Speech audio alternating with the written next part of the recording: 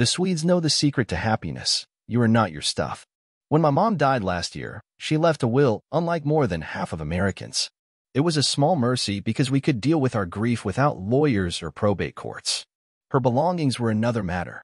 A few years before she died, my mom had moved into a one-bedroom apartment.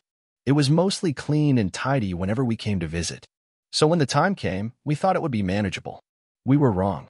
Over the years, my mom had added many things to the home. Yet she rarely let anything go. Behind the closet doors hung racks and racks of clothes, many unworn in years. Kitchen cabinets were stacked with pots and plastic storage containers. In the garage sat bulk orders of tissues and hot sauce. Each item, on its own, wasn't unreasonable. The aggregate proved overwhelming. For several painful weeks, we gave things away, sometimes with labels still on them. During a garage sale, people carted off thousands of dollars in goods. We piled the driveway high with stuff, and then posted to buy nothing groups. Finally, we paid a crew and multiple trucks to pick up the rest. I've heard this story again and again, including from you.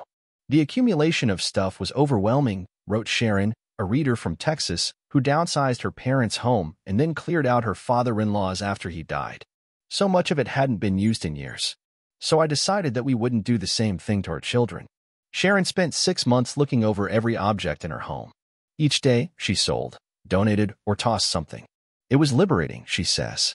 Now, life is much simpler and the clutter is gone. This process has its own reality TV show, The Gentle Art of Swedish Death Cleaning. Inspired by a best-selling book by Margareta Magnusson, 89, 3 Swedes traveled across the Atlantic to help Americans clean house and face death. A loved one wishes to inherit nice things from you, admonishes Magnusson in her book. Not all things from you. If you're lucky enough to meet your material needs, then letting go of some of your stuff, or not buying it in the first place, can bring immediate benefits. Clutter is linked to stress and anxiety, even depression. Prioritizing relationships and experience over possessions has been proven to elevate our happiness. Clutter is also hard on our world. Each product we buy, on average, accounts for roughly 6.3 times its weight in carbon emissions.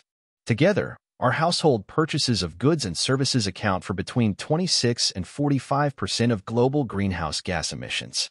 That's heavily skewed toward the richest 1% of the world's population, which emits 2 times more than the poorest 50%. And the biggest benefit comes from not buying things in the first place. So if letting go of our attachment to stuff is so good for us, why is it so hard? Here's how to be happier with less stuff and better belongings. What is Swedish death cleaning? Dostädning, or Swedish death cleaning, isn't about clearing out closets. It's about rethinking your relationship with things. Rather than making do with less, it's about getting more from the things that make you happy. Death cleaning happens to agree with scientists' understanding of our relationship with things and why we're loath to part with them. Decades of research have shown that we subconsciously see our possessions as physical extensions of ourselves. Losing them feels like an amputation because in our minds it is. We are attached to our belongings because we identify with them, says Amber Cushing, a researcher at University College Dublin who studies the role of digital possessions in people's lives. This can veer into pathology such as hoarding. Belongings become so fused with a sense of self that people lose the ability to differentiate between, say, the value of saving a wedding ring or a candy wrapper. Instead of our possessions offering a vital receptacle for our memories and identities, researchers say they become fortresses, physical barriers to ward off feelings of insecurity and loneliness.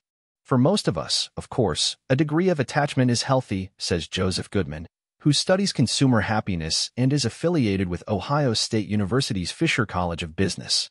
Material things sometimes get a bad rap, he says. It's more nuanced. It depends on why you're buying those things.